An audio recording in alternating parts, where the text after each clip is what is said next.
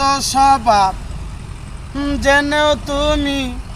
কেন চাইলে আমারে আমার মন্দ স্বভাব জেনেও তুমি কেন চাইলে আমারে এত ভালো হয় কি মানুষ নিজের ক্ষতি করে এত ভালো হয় কি মানুষ নিজের ক্ষতি করে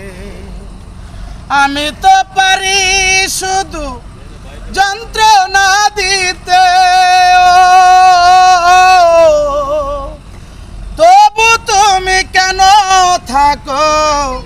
এই মানুষের সনে আমি তো পারি শুধু যন্ত্রণা দিতে